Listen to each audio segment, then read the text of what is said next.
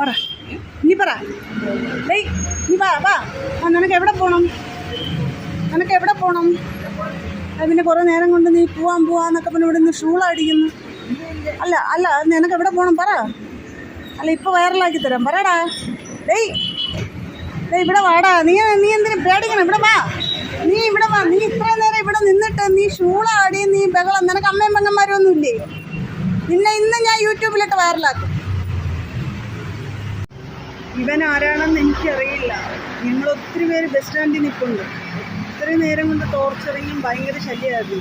ഷൂളാടിയും ബഹളവും ഷൂന്ന് വിളിയും പോവാമെന്ന് പറയലും ഈ എന്തൊരു സംഭവം പിരിയം പറ്റിയൊക്കെ കാണിക്കില്ല. എന്തൊക്കെയൊക്കെ കാണിക്കില്ല. കുറച്ച് നേരമായി ഞാൻ വിചാരിച്ച് വേറെ ആരുടെ തെറ്റുമായിരിക്കും. ഇപ്പം നമ്മളെന്തിനാ മൈൻഡ് ചെയ്യുന്നു? അപ്പോൾ കുറച്ച് നേരം കഴിഞ്ഞ് ബസ് സ്റ്റാൻഡിൽ നിന്നവരൊക്കെ പോയി കഴിഞ്ഞപ്പോൾ ഞാൻ മാത്രമേ ഉള്ളൂ. അപ്പോൾ എന്നെ നോക്കിയിട്ട് വിളിയോട് വിളിക്കുന്നു.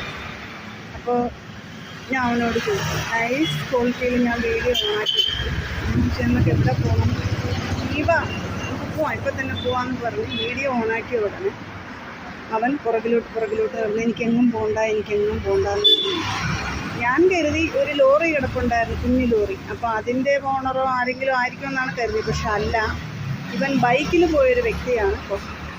കുറച്ച് ദൂരം പോയിട്ട് അവിടുന്ന് വണ്ടി സ്റ്റാർട്ടാക്കി ആൾ പോയി. അപ്പോൾ എനിക്ക് മനസ്സിലായി ബൈക്കിൽ വന്നൊരു വ്യക്തിയാണെന്ന്. അപ്പോൾ ബൈക്കിൽ വന്നൊരു വ്യക്തിയാണ്, ആരാണെന്ന് എനിക്കറിയില്ല. ഞാൻ ഇതിൻ്റെ കൂടെ ആ വീഡിയോയും കൂടെ ചേർക്കുന്നുണ്ട്. കാരണം ഒരാൾ തെറ്റ് ചെയ്യുമ്പോൾ അയാളുടെ മുഖം എടുത്ത് കാണിച്ചാൽ മാത്രമേ ആ തെറ്റ് ഇനി ആവർത്തിക്കാതിരിക്കൂ. ഞാനതുകൊണ്ടാണ് അയാളുടെ ഫുള്ള് വീഡിയോ ഉൾപ്പെടെ വയ്ക്കുന്നത്. ഒരാൾ തെറ്റ് ചെയ്യുമ്പോൾ ഒരിക്കലും അയാളെ മുഖം മറച്ച് നമ്മൾ അയാളെ സമൂഹത്തിൻ്റെ മുമ്പിൽ കാണിക്കരുത്. മുഖം കാണിച്ച് തന്നെ വീഡിയോ ചെയ്യണം. കാണിച്ച് വീഡിയോ ചെയ്താൽ മാത്രമേ അയാൾ ആ തെറ്റിനെ ആവർത്തിക്കാതിരിക്കത്തുള്ളൂ. അപ്പം ഞാൻ ഈ വീഡിയോടൊപ്പം ആ വീഡിയോയും കൂടെ ചേർക്കുന്നുണ്ട്. ഓക്കെ.